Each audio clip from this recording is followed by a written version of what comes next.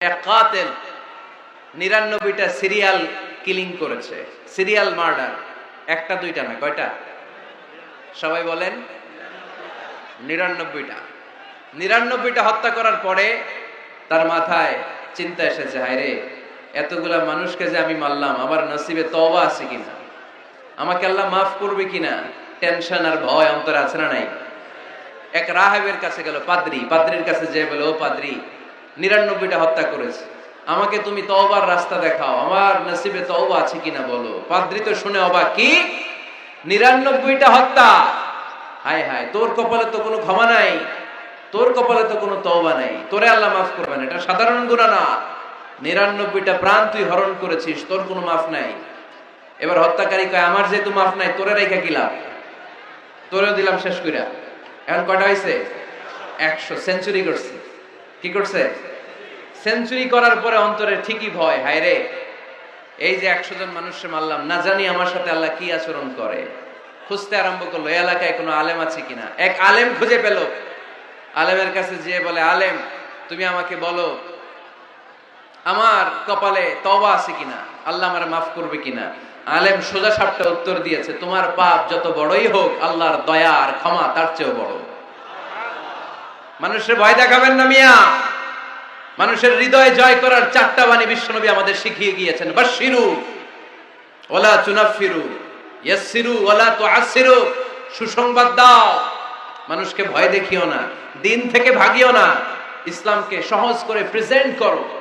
তোমার প্রেজেন্টেশন স্টাইলটা যেন সহজ হয়, তোমার প্রেজেন্টেশনের কাঠিন্যতা দেখে মানুষ যেন ইসলাম থেকে দূরে ভেগে না যায়, ঠিক কিনা? আজকে আমরা কঠিন করে উপস্থাপন করি। মুসলমান কালিমা পড়ে মুসলমান হইছে, ও এসে দেখে সর্বনাশ, হিন্দু আছিলাম ভালো আছিলাম। এদের আলেমদের মধ্যে কিলাকিলি আছে না নাই?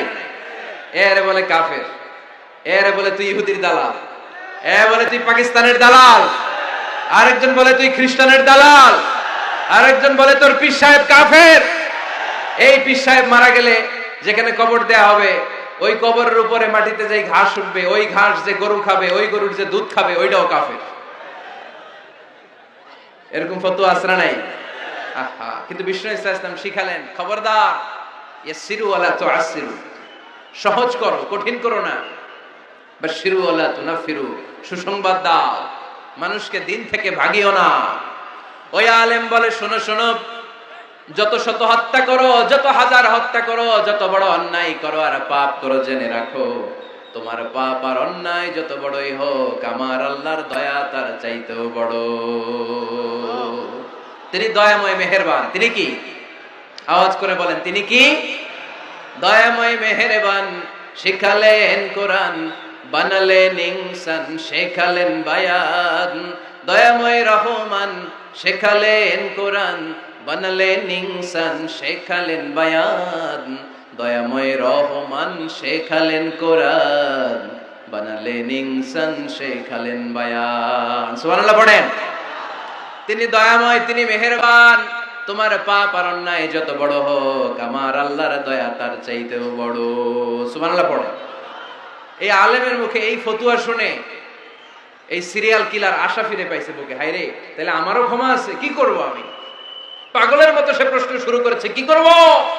আমারে রাস্তা দেখান, আমারে পথ দেখান। আলেম বলে, তুমি যে এলাকায় থাকো এগুলো সব ডাকাত, ডাকাতদের এলাকা ছেড়ে তুমি ভালো এলাকায় যাও, ওই এলাকাটা ভালো, যাও ওখানে যে তওবা করো। সে ব্যাগের ভেতরে কাপড় চোপড় গুছিয়ে নিয়ত করছে ওই এলাকায় যাবে। ঘর থেকে বের হওয়ার সাথে সাথে ইফাজাআহুল মাউত, তার কাছে মৃত্যু চলে আসলো। মালাকুল মাউত রূহ কবজ করে ফেললো।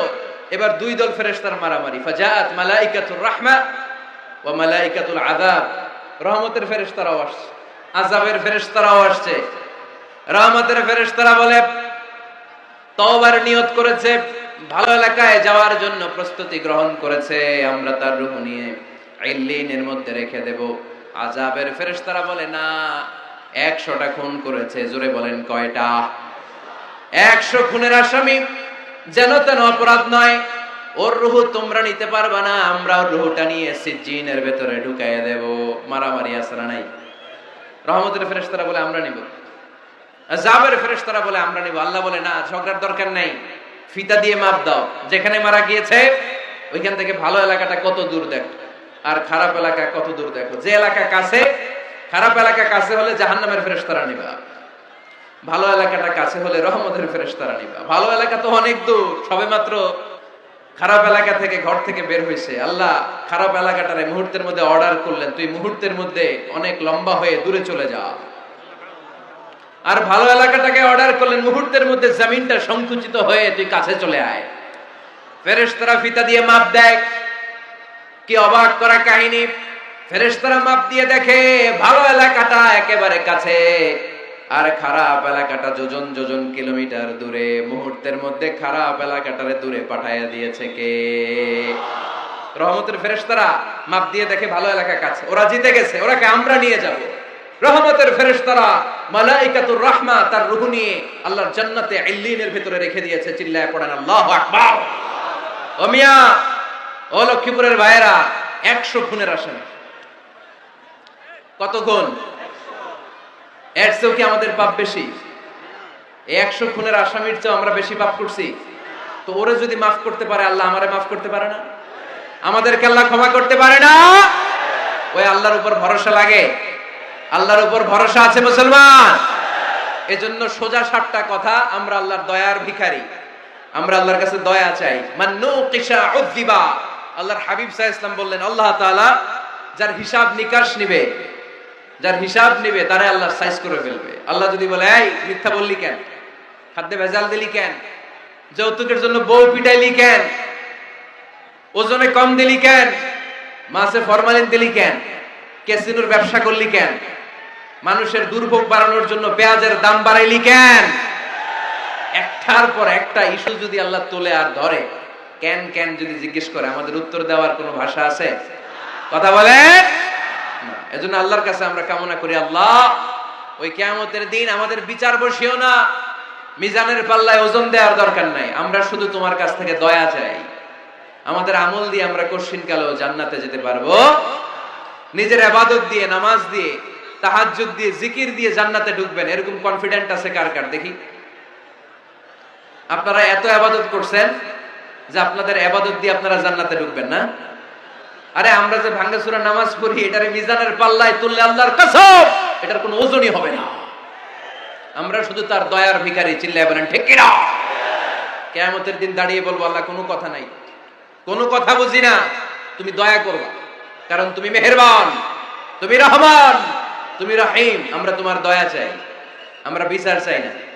বিচার চান? কি চান? আওয়াজ করে বলবেন, বিচার চাই না দয়া চাই।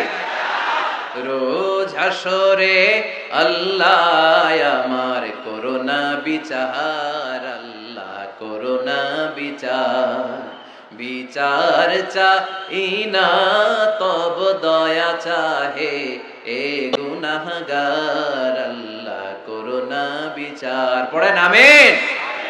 আমি জেনে শুনে জীবন ভরে দোষ করেছি পরে পরে, এখন আশা নাই যে যাব তোরে বিচারে তোমার, আল্লাহ করোনা বিচার। সবাই পড়েন, রোজ হাসরে হে আল্লাহ আমার করোনা বিচার, আল্লাহ করোনা বিচার। আওয়াজ করে পড়তে হবে আমিন।